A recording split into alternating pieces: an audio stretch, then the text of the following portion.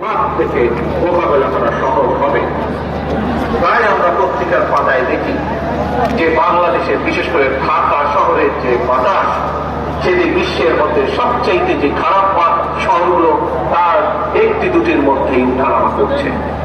এবং শুধু তাই নয়, বৃক্ষরোপণ সহ আরো কিছু ক্লাইমেট পলিসি নির্ধারণের জন্য আমরা এই ভিতরে কাজ শুরু করেছি বিশেষজ্ঞদেরকে সাথে নিয়ে।